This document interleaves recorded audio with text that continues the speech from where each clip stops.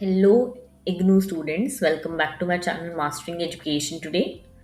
आज के वीडियो में हम लोग MSO 002 that is research methodologies and methods के इम्पॉर्टेंट क्वेश्चंस देखने वाले हैं। अगर आप लोगों ने अभी तक कोई तैयारी स्टार्ट नहीं करी है या फिर आप लोग लास्ट मिनट रिवीजन कर रहे हो तो ये वीडियो आपके लिए बहुत हेल्पफुल रहेगी, क्योंकि मैं इसमें जो क्वेश्चंस आपको कराने वाली हूँ उसके सबसे ज़्यादा चांसेस हैं एग्जाम में आने के। तो ये क्वेश्चंस करके जाना मैंडेटरी है आपके लिए। ओके, हम लोग स्टार्ट करते हैं क्वेश्चन नंबर 1 से। क्वेश्चन नंबर 1 बहुत सिंपल है। What is survey method, discuss it's merits and demerits. सबसे पहले हम समझते हैं कि सर्वे मेथड होता क्या है। देखो, मान लो आपको ये जानना है कि इग्नू के स्टूडेंट्स ऑनलाइन क्लासेस से खुश हैं या नहीं। ओके, जो भी ऑनलाइन क्लासेस कंडक्ट करते हैं रीजनल सेंटर, स्टडी सेंटर वाले, वो आपको जानना है कि स्टूडेंट्स का रिस्पॉन्स क्या है। ठीक है, अब इंडिया में लाखों स्टूडेंट्स हैं जो इग्नू में होंगे। अब क्या आपको लगता है कि आप लोग इंडिविजुअली जा जाकर सबसे पूछ सकते हो चीज? तो नहीं, ऑब्वियसली ऐसा नहीं हो सकता। तो रिसर्चर क्या करेगा?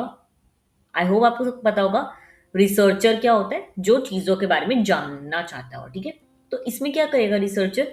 वो कुछ सिलेक्टेड स्टूडेंट से इंफॉर्मेशन लेगा और उस इंफॉर्मेशन के बेसिस पर पूरे जितने भी पॉपुलेशन में इग्नू के स्टूडेंट्स हैं ना, उनके बारे में कंक्लूजन निकाल देगा। तो इसी प्रोसेस को हम लोग सर्वे मेथड कहते हैं।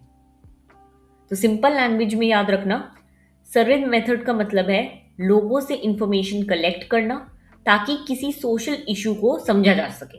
ठीक है, तो ये सोशियोलॉजी का सबसे कॉमन रिसर्च मेथड है। मोस्टली चीजों में यही वाला मेथड यूज होता है। ओके, अगर आप लोगों से देखो एग्जाम में डेफिनेशन लिखनी बहुत इंपॉर्टेंट है। यहाँ पे मैंने आपको प्रॉपर एक डेफिनेशन दी है। तो देखो, सर्वे मेथड एक रिसर्च मेथड है जिसमें रिसर्चर लोगों से इंफॉर्मेशन कलेक्ट करता है। इंफॉर्मेशन कलेक्ट करने के लिए रिसर्चर क्वेश्चनेयर दे सकता है, इंटरव्यू ले सकता है, या फिर शेड्यूल यूज कर सकता है। शेड्यूल इज लाइक एक ऐसा क्वेश्चनेयर होता है जिसमें क्वेश्चन, एक के क्वेश्चन के बाद एक एक क्वेश्चन आते हैं और वो पूरे से डिसाइडेड होते हैं कि क्या क्या पूछना है। ओके, ऐसे ऐसे करके वो डिफरेंट मेथड से इंफॉर्मेशन कलेक्ट करता है और उसके बाद जो इंफॉर्मेशन मिलती है उसको एनालाइज करता है और कंक्लूजन निकालता है। ठीक है, तो सिंपल वे में याद रखना, सर्वे का मतलब है डेटा कलेक्ट करो, एनालाइज करो, कंक्लूजन निकालो। ओके, अगर आप लोगों को पेपर में कोई भी एग्जाम्पल के तौर पे भी आ सकता है कि अगर आपको ऐसी ऐसी चीज करनी हो तो आप कौन सा मेथड यूज करोगे, तो देखो सर्वे मेथड ना बहुत कॉमन होता है। अनटिल एंड अनलेस आपको किसी एक इंसान के बारे में बहुत सारी इन्फॉर्मेशन मिलेगी तब आप नहीं यूज कर सकते। अगर ऐसे कुछ भी है ना कि गवर्नमेंट ये कर रही है, गवर्नमेंट वो कर रही है, कौन सा मेथड यूज करोगे, तो सर्वे मेथड ही लिख कर आना। ऑलराइट, अब देखते हैं कि हम सर्वे मेथड को हम कैसे मतलब समझ सकते हैं। और तो आपको पता होना चाहिए, देखो सर्वे मेथड को हम जनरली जो है क्वांटिटेटिव रिसर्च का पार्ट मानते हैं। ओके, ये आपको पता होना चाहिए प्लीज। क्वांटिटेटिव का मतलब है जिसको आप गिन सकते हो। ओके, क्योंकि इसमें नंबर्स ज्यादा यूज होते हैं। सर्वे में हम देखते हैं कि कितने लोगों ने यस करा है, कितने लोग करे हैं, और 100 लोगों का सर्वे हुआ था, उसमें से इतने सेटिस्फाइड हैं, इतने 10 नहीं है, ऐसे कर कर। ठीक है, इसीलिए सर्वे मेथड को क्वांटिटेटिव मेथड बोला जाता है। दो तरह के मेथड होते हैं, क्वालिटेटिव, क्वांटिटेटिव। क्वांटिटेटिव तब यूज होते हैं जब आपके पास ना MCQ वाले क्वेश्चन होते हैं, क्वांटिटेटिव। क्वालिटेटिव तब यूज होता है जब आपके पास सब्जेक्टिव आंसर होते हैं, कि आपसे पूछ लिया हाउ वॉज योर डे, तो आप पूरा आंसर लिख रहे हो। ठीक है, अब देखो हम देखते हैं टाइप्स ऑफ सर्वे, कितने तरह के सर्वे हो सकते हैं।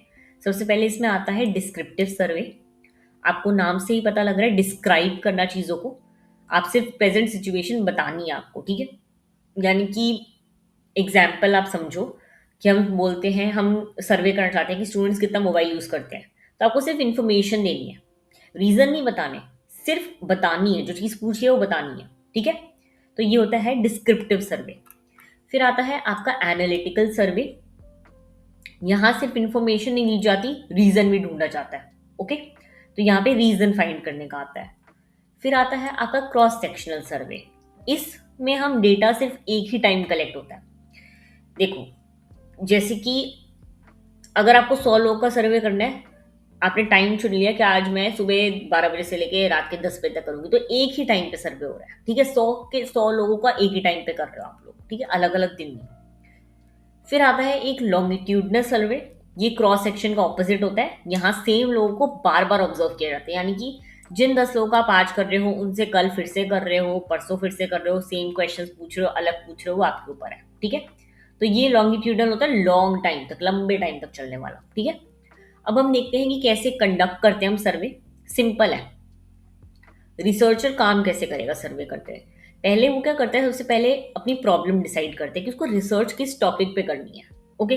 जैसे कि आप लोगों ने, मान लो आपने रिसर्च करना है कि एक एवरेज स्टूडेंट दिन में कितने घंटे पढ़ता है ना, तो ये आपने प्रॉब्लम ढूंढ ली। अब आपको रिसर्च करना है। अब प्रॉब्लम ढूंढने के बाद दूसरी चीज क्या करोगे, पॉपुलेशन और सैंपल चूज करोगे। जैसे कि आप चूज करोगे कि हमें देखना है पर्टिकुलरली यूपीएससी की जो तैयारी कर रहे हैं वो कितने घंटे पढ़ते हैं, ठीक है। तो आपको पता लग जाएगा जो यूपीएससी वाले लोग हैं मुझे उनसे इन्फॉर्मेशन लेनी है, ठीक है।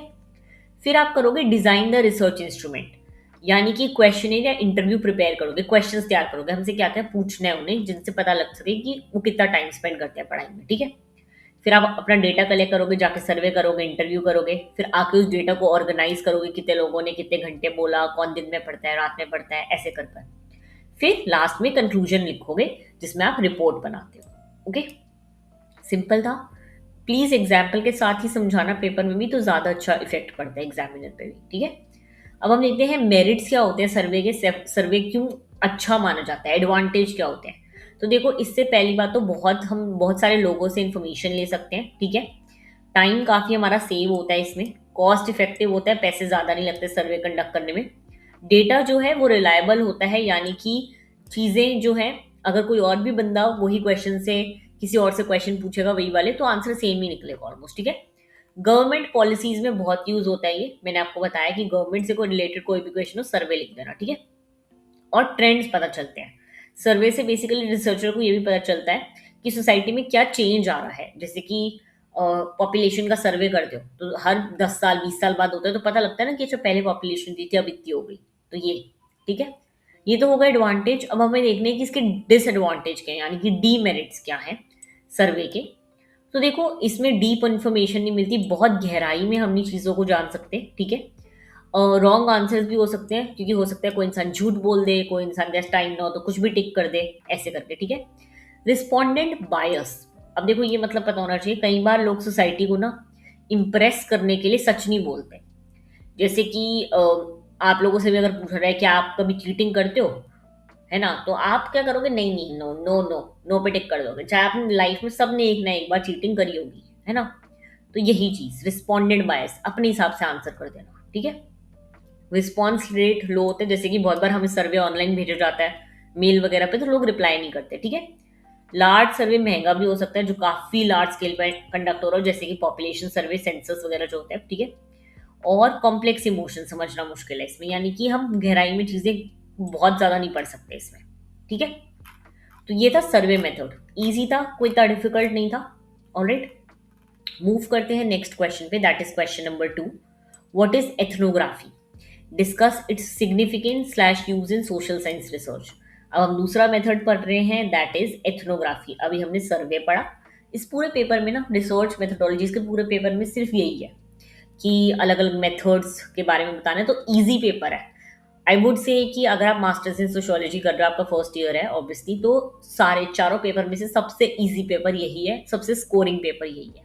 ओके, मूव करते हैं नेक्स्ट क्वेश्चन पे, दैट इज एथनोग्राफी। देखो, एथनोग्राफी क्या होता है ये समझते हैं। सबसे पहले एक सिचुएशन समझो, ठीक है, एक एग्जाम्पल से स्टार्ट करो। मान लो एक रिसर्चर को किसी ना ट्राइबल कम्युनिटी के बारे में रिसर्च करनी है, ठीक है। अब वो सिर्फ उनको क्वेश्चनेयर देकर या फिर फोन पर लेकर इंटरव्यू तो अच्छे से नहीं समझ पाएगा ना। ट्राइबल वाले हैं वो लोग, उनको रिचुअल अलग है, कल्चर अलग है, तो आप उनसे फोन पे बात नहीं करके वो ना बताएं चीजें, हो सकता है क्या पता आप उन्हें क्वेश्चन पे दे दो सर्वे में क्वेश्चनियर, तो उनको समझ ही ना आए क्वेश्चन लिखे क्या है ना। तो क्या हमें क्या करना पड़ता है, हमें ना उनके बीच रहना पड़ता है, उनके साथ खाना खाना पड़ता है, फेस्टिवल देखने पड़ते हैं, उनकी डेली लाइफ को ऑब्जर्व करना पड़ता है। तब जाकर समझ आता है कि उनके कल्चर, उनका बिलीफ, उनका लाइफस्टाइल क्या है, ठीक है। इसी मेथड को हम लोग एथनोग्राफी कहते हैं। तो सिंपल लैंग्वेज में याद रखो कि एथनोग्राफी का मतलब है किसी कम्युनिटी के बीच रहकर उनकी लाइफ को बहुत क्लोज से ऑब्जर्व करना और अंडरस्टैंड करना, ठीक है। यही होता है बेसिकली एथनोग्राफी। एथनोग्राफी एक क्वालिटेटिव रिसर्च मेथड है, प्लीज इस चीज का ध्यान रखना, क्वालिटेटिव, ओके। हमने ऊपर जो पढ़ा था क्वांटिटेटिव था, ठीक है। Survey method quantitative, ethnography qualitative. मैंने डिफरेंस बता दिया। सर्वे में नंबर आते हैं, एथनोग्राफी में हम स्टोरीज देखते हैं, लोगों की बिहेवियर, उनके एक्सपीरियंस को समझने की कोशिश करते हैं। ठीक है, यहाँ पे रिसर्चर से क्वेश्चन नहीं पूछता, वो लोगों की लाइफ को प्रैक्टिकली देखता भी है। इसीलिए एथनोग्राफी को फील्ड वर्क मेथड भी कहा जाता है। दूसरा नाम याद रखना, फील्ड वर्क मेथड। ओके, अब देखो एथनोग्राफी स्टार्ट किसने करा था, एग्जाम में बहुत बार पूछा जा सकता है ये। तो दो इंसान हैं, दो सोशियोलॉजिस्ट हैं बहुत बड़े, एक है ब्रोनिस्लॉव मैलानोस्की और एक है फ्रांस बोआस। इनको एथनोग्राफी का पाइनियर माना जाता है, जिन्होंने स्टार्ट करा था एथनोग्राफी मेथड। ठीक है, इसके बाद आते हैं क्लिफर्ड गीट्स। इन्होंने एक बहुत ही नया कॉन्सेप्ट दिया था इसमें, थिक डिस्क्रिप्शन।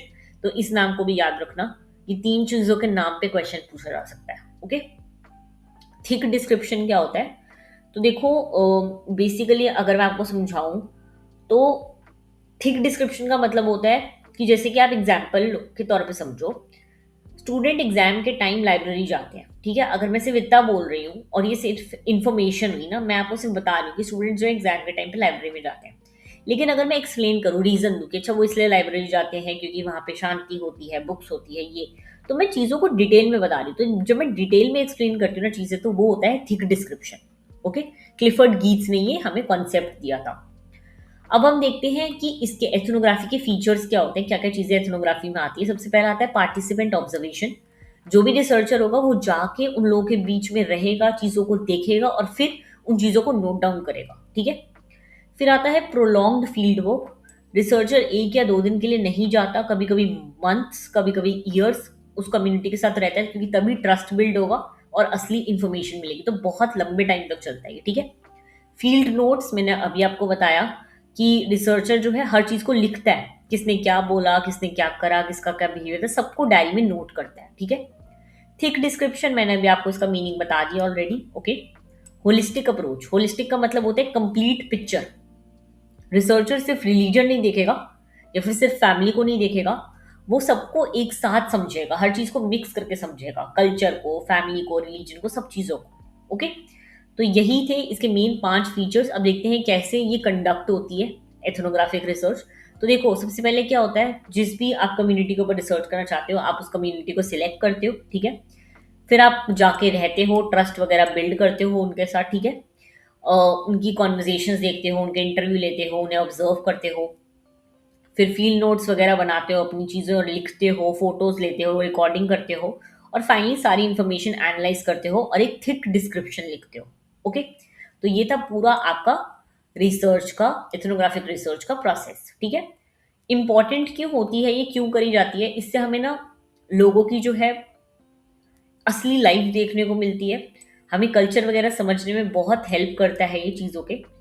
और तो और अगर किसी ट्राइबल ग्रुप या विलेज को समझना हो तो ये बेस्ट मेथड है। ओके, तो अगर क्वेश्चन ऐसा पूछा है तो याद रखना है एथनोग्राफी। ठीक है, साथ ही साथ कई बार लोग जो बोलते हैं कि उससे ज़्यादा इन्फॉर्मेशन इंपॉर्टेंट है जो वो करते हैं। यानी कि देखो बहुत बार होता है लोग अपनी चीज़ें बताते नहीं, लेकिन हम ऑब्जर्व करके देख सकते हैं। तो काफ़ी बार ऐसा भी होता है कि जो चीज़ें छुपी होती हैं वो भी सामने आ जाती हैं एथनोग्राफी में। ठीक है, और थ्योरी बनाने में बहुत हेल्प करता है, बड़े बड़े थ्योरीज बिल्ड करने में एथनोग्राफी हेल्प करता है। इसको क्रिटिसाइज भी बहुत करा गया था इस मेथड को, क्योंकि ये बहुत ज़्यादा टाइम कंज्यूमिंग है, आपको रहना पड़ रहा है तो टाइम बहुत लग रहा है। रिसर्चर बायस, यानी कि देखो एक रिसर्चर 1 साल तक कहीं पे रह रहा है, रिसर्च कर रहा है, तो हो सकता है वो फीलिंग्स डेवलप हो जाए, एक थोड़ी वी वाली फीलिंग, फैमिली वाली फीलिंग आने लग जाए, तो रिसर्चर का अपना बायस भी आ सकता है इसके अंदर। ठीक है, जनरलाइज करना बहुत डिफिकल्ट होता है, जो आप एक थ्योरी एक कम्युनिटी पे कर रहे हो आप किसी और कम्युनिटी पे नहीं लगा सकते। ठीक है, साथ ही साथ इसमें एथिकल इश्यूज आते हैं, क्योंकि हो सकता है कभी कभी प्रिवेसी मेंटेन ना हो पाए किसी की, या फिर रिसर्चर भावनाओं में बह जाए, ये सब। ओके, तो ये था हमारा नेक्स्ट मेथड, सर्वे कर लिया, एथनोग्राफी कर लिया। अब हम मूव करते हैं नेक्स्ट मेथड पे, that is what is हर्म्यूनेटिक्स, explain its significance slash scope in social science research. अब ये अलग मेथड है, वेरी इंपॉर्टेंट, बहुत बार पेपर में देखने को मिलता है। आई वुड सजेस्ट अगर कोई क्वेश्चन ना आ रहा हो तो ये कर लेना, बट इसको लास्ट ऑप्शन रखना, थोड़ा सा डिफिकल्ट मेथड है ये। ठीक है, तो देखो एक सिंपल एग्जाम्पल से समझो। मान लो एक स्टूडेंट एग्जाम हॉल से बाहर आता है और सिर्फ इतना बोलता है, पेपर तो ठीक था। किसी ने उससे पूछा पेपर कैसा था, पेपर तो ठीक था। अब इसका मतलब क्या है, क्या पेपर बहुत इजी था, एवरेज था, या वो सिर्फ टेंशन में बोल रहा है। अब सिर्फ सेंटेंस सुन के हमें एग्जैक्ट मीनिंग समझ आ गया क्या? नहीं ना, क्योंकि हमें उसके एक्सप्रेशन, सिचुएशन और कॉन्टेक्स्ट को भी समझना पड़ेगा। बस इसी कॉन्सेप्ट को हम हर्म्यूनेटिक्स कहते हैं, ठीक है। तो बेसिकली देखो, हर्म्यूनेटिक्स का मतलब होता है इंटरप्रिटेशन। यानी कि कोई कोई लाइन बोल रहा है तो आप उसकी टोन को भी समझो, उसके शक्ल को भी देखो, क्या एक्सप्रेशन बन रहे हैं, उसके आसपास लोग कैसे चीज़ें, वो जो बोल रहा है उस चीज़ को ले रहे हैं। तो एक्शन के पीछे का असली मीनिंग समझना, ठीक है, ये होता है हर्म्यूनेटिक्स। यहाँ पे रिसर्चर सिर्फ ये नहीं देखता कि इंसान ने क्या किया, वो ये भी समझने की कोशिश करता है कि उसने ऐसा क्यों किया और उस एक्शन का मीनिंग क्या है, ठीक है। तो ये होता है हर्म्यूनेटिक्स। आपको इसमें ना डिफरेंस पता होना चाहिए पॉजिटिविज्म और हर्म्यूनेटिक्स। पॉजिटिविज्म में एक तरह का मेथड है। देखो, पॉजिटिविज्म और हर्म्यूनेटिक्स में क्या डिफरेंस है। सपोज करो एक रिसर्चर देख रहे हैं कि 500 स्टूडेंट लाइब्रेरी जाते हैं। अब जो पॉजिटिविस्ट वाला रिसर्चर होगा, जिसका थ्योरी, आइडियोलॉजी, दिमाग की सोच जो है पॉजिटिविस्ट पर है, वो क्या बोलेगा कि 500 स्टूडेंट्स लाइब्रेरी गए, ये बस नंबर है एक तरह का, ठीक है। लेकिन हर्म्यूनेटिक्स वाला बंदा क्या कहेगा, स्टूडेंट्स लाइब्रेरी क्यों गए, क्या प्रेशर था, क्या कंपटीशन था, किस चीज़ की तैयारी कर रहे हैं, एग्जाम पास आ रहे हैं, पेरेंट्स उनको भेज रहे हैं लाइब्रेरी, क्या। तो हर्म्यूनेटिक्स जो है नंबर से ज़्यादा मीनिंग को इंपॉर्टेंस देता है, ये ध्यान रखना। पॉजिटिविज्म फैक्ट्स पे फोकस करता है और हर्म्यूनेटिक्स जो है मीनिंग पर, ठीक है। अब इसमें मैक्स वेबर बहुत इंपॉर्टेंट एक थिंकर आ जाते हैं हर्म्यूनेटिक्स में। तो देखो, मैक्स वेबर नाम कभी मत भूलना, क्योंकि Max Weber, Emile Durkheim, Karl Marx, ये तीन जो है फाउंडिंग फादर्स कहे जाते हैं सोशियोलॉजी के। और ये तीनों बहुत इंपॉर्टेंट है। जो इंसान सोशियोलॉजी पढ़ रहे हैं, इन तीनों को याद रखना है हमेशा, ठीक है। इन्होंने एक कॉन्सेप्ट दिया था वर्स्टीहेन, ठीक है। ये रहा, मैंने लिखा हुआ है यहाँ पे वर्स्टीहेन। इसका मतलब होता है understanding from the actors point of view. यानी अगर किसी इंसान को समझना है तो उसकी नज़र से सोसाइटी को देखना पड़ेगा, उसकी फीलिंग्स को समझो, थिंकिंग को समझो, उसके पर्सपेक्टिव को समझना पड़ेगा। यही होता है हर्म्यूनेटिक्स का मेन आइडिया, ओके। तो देखो, इसमें अगर हम इसका मेन आइडिया देखें तो ये बेसिकली कहता है कि हर इंसान का बिहेवियर किसी रीजन की वजह से होता है। कोई भी एक्शन बिना मीनिंग के नहीं होता है ना। कोई देखो, बहुत लोग अगर कोई मंदिर जा रहे हैं तो उसके पीछे बहुत रीजन हो सकते हैं।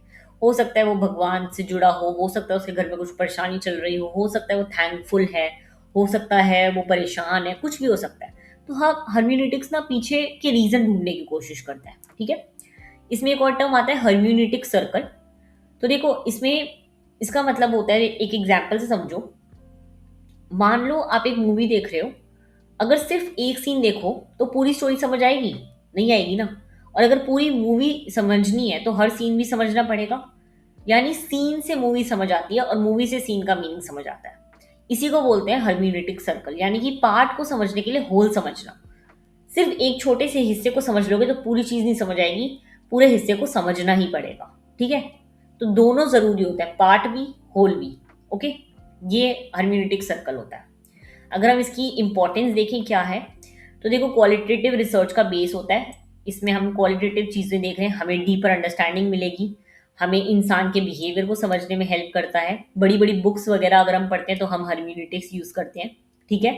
लोगों के कल्चर प्रैक्टिसेस को पढ़ने में भी बहुत हेल्प करता है। कॉन्टेक्स्ट को इंपॉर्टेंस देता है कि ऐसा क्यों करा उन्होंने, ओके। तो ये चीज़। अब अगर हम इसके देखें क्रिटिसिज्म, क्या इसको क्रिटिसाइज भी करा गया था हर्म्यूनेटिक्स को, क्यों? एक तो बोला गया था ये बहुत ज़्यादा सब्जेक्टिव है, यानी कि हर रिसर्चर एक ही सिचुएशन का अलग मीनिंग निकाल सकता है।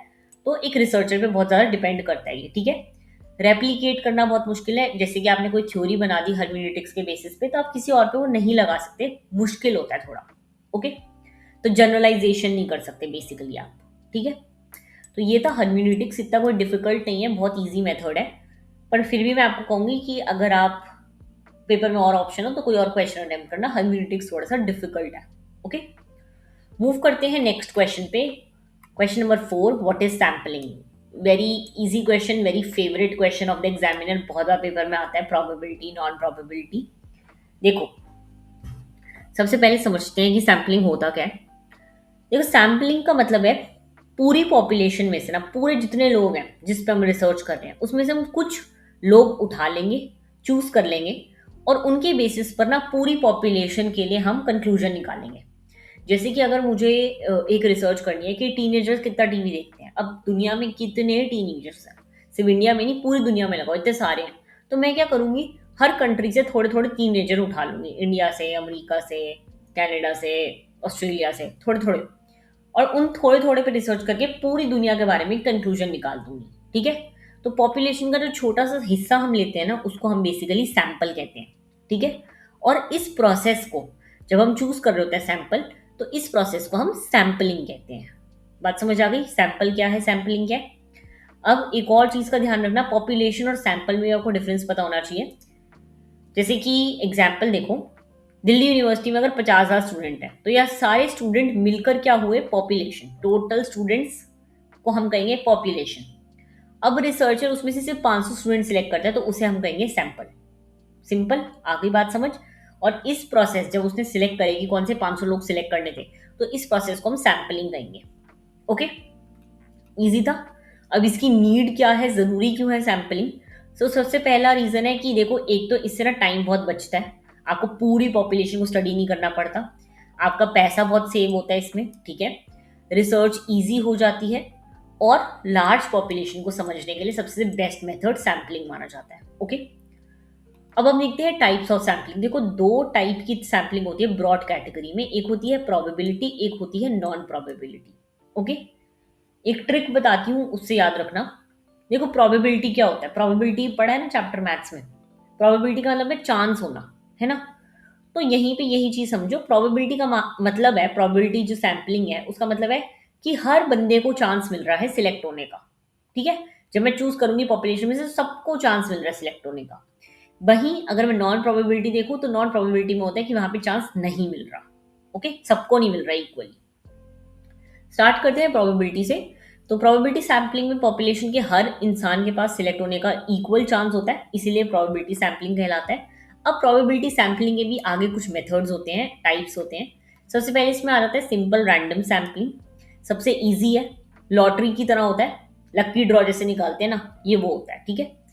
फिर आता है सिस्टमैटिक सैंपलिंग। इसमें रिसर्चर हर जो है ना nth पर्सन, यानी कि देखो, उसने सोच लिया मैं हर जैसे कि एक सोसाइटी ले ली, उस सोसाइटी में 500 घर है, तो उसने बोल दिया मैं हर फिफ्थ घर को सिलेक्ट करूंगा, यानी कि house number 5, house number 10, house number 15, house number 20। ये हो गई सिस्टमैटिक सैंपलिंग। ओके।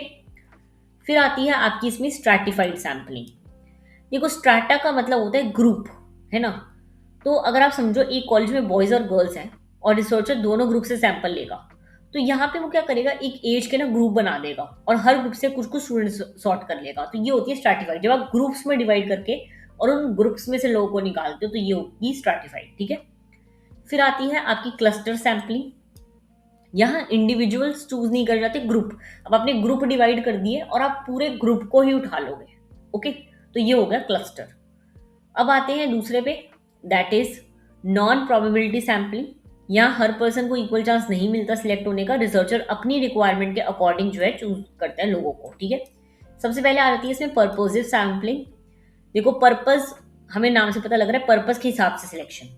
अगर मुझे पता है कि मुझे देखना है कि अ, कौन से बच्चे जो हैं सबसे ज्यादा अब्रॉड जाते हैं पढ़ने के लिए, तो मैं बेसिकली उन्हीं फैमिली के बच्चों को लूंगी ना जो अफोर्ड कर सकते हैं बाहर जाना, है ना। तो ये हो गई, मैं अपने हिसाब से जज कर कर लोग सिलेक्ट करती हूँ। ठीक है। फिर इसमें आती है कोटा सैंपलिंग। इसमें पहले टारगेट डिसाइड होता है कि मुझे कितने लोग सिलेक्ट करने हैं, मुझे 100 करने हैं। ठीक है। तो रिसर्चर तब तक कंटिन्यू करेगा जब तक उसका कोटा कंप्लीट नहीं होगा। ठीक है, कि 100 करने हैं, तो मैंने 100 के 100 लोग इकट्ठे कर लिए। ठीक है। फिर आता है कन्वीनियंस। इसमें क्या होता है, वो ना क्या करेगा, जो लोग उसको दिख रहे होंगे उनको चूज कर लेगा। ठीक है। जो लोग उसको दिख रहे हैं, जैसे कि वो निकला, उसने बोला मुझे 100 लोगों पर रिसर्च करना है, उसको जो पहले 100 लोग दिखे उसने सिलेक्ट कर लिए। ये होता है कन्वीनियंस। फिर आती है आपकी स्नोबॉल सैंपलिंग। देखो, यहाँ पे क्या करता है, रिसर्चर एक बंदा ढूंढता है और उसको कहता है आगे तुम ढूंढो। ठीक है।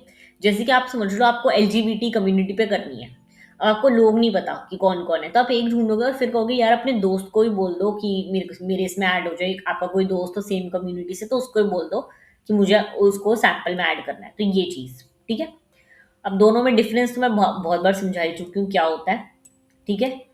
मूव करते हैं हम नेक्स्ट क्वेश्चन पे, that is question number 5। Alright. Question number 5 भी थोड़ा सा डिफिकल्ट है। Discuss the feminist perspective slash method in social science research. बहुत बार पूछा जाता है ये भी। इसको भी मैं कहूंगी लास्ट ऑप्शन में ही रखना। सैम्पलिंग आए, सर्वे आए, एथनोग्राफी आए, इनको पहले क्वेश्चन को आंसर करना रादर देन हर्मेन्यूटिक्स या फिर फेमिनिस्ट पर्सपेक्टिव। ओके, थोड़े से डिफिकल्ट है क्योंकि ये। तो देखो सबसे पहले समझते हैं फेमिनिस्ट पर्सपेक्टिव होता क्या है। देखो फेमिनिस्ट पर्सपेक्टिव एक ऐसा रिसर्च अप्रोच है जो वुमेन और मार्जिनलाइज्ड ग्रुप के एक्सपीरियंस को इंपॉर्टेंस देता है और जेंडर इक्वालिटी को प्रमोट करता है। यानी कि रिसर्च का फोकस सिर्फ फैक्ट्स को कलेक्ट करना नहीं है, रिसर्च का पर्पस ये भी है कि सोसाइटी में जो जेंडर इनइक्वालिटी है उसको समझा जाए और चैलेंज किया जाए। ठीक है, तो बेसिकली विमेन की वॉइस को एक तरह आगे बढ़ाना, इसी को हम फेमिनिस्ट पर्सपेक्टिव कहते हैं। ठीक है, अब देखो फेमिनिस्ट पर्सपेक्टिव डेवलप क्यों हुआ था। पहले रिसर्चर कहते हैं कि रिसर्च कंप्लीटली ऑब्जेक्टिव होती थी, लेकिन फेमिनिस्ट स्कॉलर ने कहा था कि रिसर्च कभी भी 100% न्यूट्रल नहीं हो सकती। रिसर्चर भी सोसाइटी का एक हिस्सा होता है, उसकी जेंडर, क्लास, ये सब जो है उसकी थिंकिंग को इफेक्ट करता है। इसीलिए फेमिनिस्ट पर्सपेक्टिव कहता है कि रिसर्च में हर पर्सपेक्टिव को इंक्लूड करना जरूरी है, सिर्फ मेल पर्सपेक्टिव को नहीं। ठीक है, अगर हम बैकग्राउंड देखें इसका थोड़ा सा, तो ये अप्रोच मेनली 1960s और 70s के सेकेंड वेव फेमिनिस्ट मूवमेंट के दौरान डेवलप हुई थी। और इस टाइम स्कॉलर्स ने डिमांड की कि विमेन इश्यूज को सीरियसली स्टडी किया जाए। ठीक है, एग्जाम में अगर थिंकर पूछ जाए तो नाम याद रखना, कुछ सैंड्रा हार्डलिंग हो गई, डोरथी हो गई, पैट्रिशिया हिल कॉलिन, ये बहुत इंपॉर्टेंट नाम है फेमिनिस्ट पर्सपेक्टिव से रिलेटेड। ठीक है, अब देखो फेमिनिस्ट रिसर्च में क्या क्या चीजें इंपॉर्टेंट हैं, क्या क्या चीजें इंक्लूड होती है, किस चीज पे बेस्ड है। तो सबसे पहले इसमें आ जाता है रिफ्लेक्सिविटी। देखो रिफ्लेक्सिविटी का मतलब है रिसर्चर खुद एक्सेप्ट करता है कि उसकी पर्सनल थिंकिंग भी रिसर्च को इन्फ्लुएंस कर सकती है, और वो प्रिटेंड नहीं करता कि मैं बिल्कुल न्यूट्रल हूं। तो ये चीज आती है। विमेन की वॉइस को आवाज देती है। Non hierarchical research relationship, very important. Traditional research में रिसर्चर सुपीरियर मान जाता है, पार्टिसिपेंट सिर्फ आंसर देते हैं, लेकिन फेमिनिस्ट रिसर्च में ऐसा नहीं होता। ठीक है, स्टैंड पॉइंट एपिस्टेमोलॉजी, ये टर्म बहुत इंपॉर्टेंट है। देखो इसका मतलब है हर इंसान अपनी पोजीशन के अकॉर्डिंग दुनिया को देखता है। ऑब्वियसली अगर आप सिंपल लैंग्वेज में भी देखो, एक गरीब इंसान के हिसाब से और एक अमीर इंसान के हिसाब से दुनिया का नजरिया अलग होगा, तो वही चीज। ओके, मेथड क्या क्या यूज होते हैं इसमें, सारे मेथड क्वालिटेटिव वाले जो आते हैं, interview, observation, participant observation, group discussion, सब इसमें यूज होता है। ओके, कंट्रीब्यूट किस चीज में करा है इसने, क्या हेल्प करी है। एक तो जेंडर को बहुत इंपॉर्टेंट टॉपिक बनाया है इसने। ठीक है, वुमेन के एक्सपीरियंस को बहुत इंपॉर्टेंस दिया है, पावर के बारे में बहुत पता लगा है, पैट्रियार्की के बारे में बहुत पता लगा है इसे, और रिसर्च को और ज्यादा जो है एथिकल बनाया है, सही न्यूट्रल बनाया है इसने। ठीक है, तो यही था बेसिकली फेमिनिस्ट मेथड। बेसिकली आप जो है फेमिनिस्ट एक लड़की के पॉइंट ऑफ व्यू से भी चीजों को देख रहे हो और चीजों को सोसाइटी में इक्वल तौर पे रख रहे हो, यही था बेसिकली फेमिनिस्ट पर्सपेक्टिव। ऑलराइट, अब क्वेश्चन 6 to 10 हम नेक्स्ट वीडियो में डिस्कस करेंगे, नेक्स्ट पार्ट 2 में। उसके लिए आपको नीचे कमेंट करना है नंबर 2। ऑलराइट, साथ ही साथ मैं आपको बता दूं कि इस पूरे आपको पीडीएफ में 8 शॉर्ट नोट्स मिलेंगे, साथ ही साथ आपको टोटल इसमें क्वेश्चंस मिलेंगे 18। ये पीडीएफ बहुत इंपॉर्टेंट है, अगर आप सिर्फ ये पीडीएफ कर जाते हो तो आप इजीली पास हो जाओगे, इजीली एक अच्छा स्कोर कर पाओगे। अगर आप ये पीडीएफ परचेज करना चाहते हो तो नीचे दिए गए टेलीग्राम लिंक या फिर इंस्टाग्राम लिंक पे मेरे को डीएम करके ये पीडीएफ परचेज कर सकते हो, बहुत ही एक बेसिक मिनिमम अमाउंट के लिए। ओके, मेरे पास MSO 003 और 004 का भी अवेलेबल है, तो आप सारे इकट्ठे भी परचेज कर सकते हो, आपके ऊपर है।